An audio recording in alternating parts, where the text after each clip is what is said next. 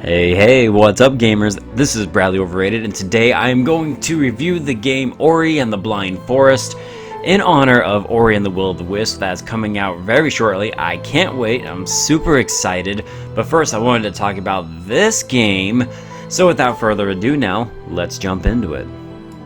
So the story goes is that there's this great tree that gives life to all of the creatures in the land and the forest itself, but unfortunately a calamity has fallen upon the tree, which is causing the entire area and the forest itself to wither and die.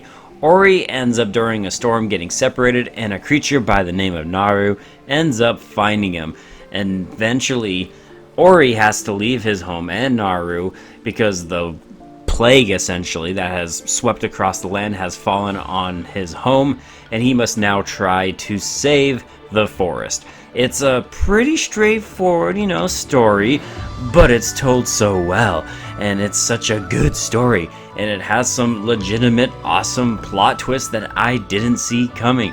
And yes, it might have brought a tear or two to my eyes, and that doesn't help the fact that the soundtrack is just so dang beautiful and perfect. Seriously, you couldn't ask for a better complimentary soundtrack than the one that is here in this game. And when it comes to the core gameplay, Ori and the Blind Forest is a Metroidvania, definitely at heart.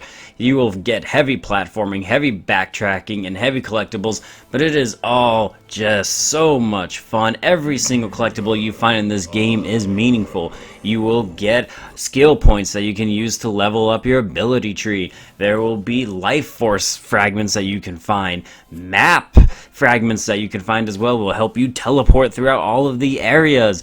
There's just a lot of fun in collecting and leveling up your character. As you progress and level up Ori, you'll gain some sweet abilities that are definitely very beneficial, but be warned, Ori and the Blind Forest is not for the faint of heart.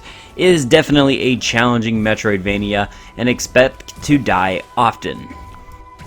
And don't worry, for all of you hardcore die-hard fans out there, there is the one life mode where if you die once, you have to restart the entirety of the game over. So yeah, that's a fun mode that really you have to be very skilled to complete. I am going to try it next time, I think, when I play this game, because this game has so much replay value in it. Not even necessarily for collecting and 100%ing the game. You can do that on your first run, no problems, but it's just the fact that they have these extra modes that just make you want to go back. Not to mention that this is an indie title. This is a timeout. This is a $20 indie title. Look at how beautiful the visuals are.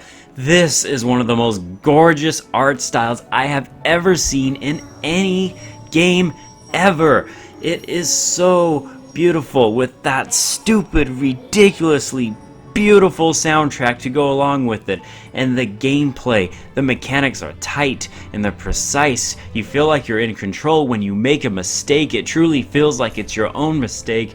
Almost everything about this game is just so well polished, and it just flows so seamlessly. I mean, the only real complaint I can give about this game is when I was trying to, for my first time ever, get the 100% completion. I noticed that there is one collectible that, depending on your events and what you do during a certain section, that's in the second section for all of you people, there is in fact a missing collectible that you can miss if you go too far in a certain section, and that's a little disheartening because I don't think that was the developer's intention. But that one minor issue aside, there's not a lot of issues here. I found the combat to be fun, not the most challenging and engaging necessarily, but I still found it to be fun. I found as you got to the boss fights, those to be really well done, and I loved it. I love Ori and the Blind Forest, and I think it very well easily could be my all-time favorite game that I have ever played on the Xbox One. And if all of that gushing wasn't enough to convince you to get this game, because it is arguably a steal at $20, I'm going to go ahead now and give Ori and the Blind Forest for the Xbox One, which is also now available on the Nintendo Switch, which, in case you were wondering, is awesome as well. I'm giving the game an A. There's no doubts in my mind that I couldn't possibly go any lower. I personally think this is one of those near perfect type of video games and probably the best Metroidvania game I have ever played. So pick it up, and I can't wait for Ori and the Will of the Wisp to come out. You have some big shoes to fill there, Ori and the Will of the Wisp, but I believe in you.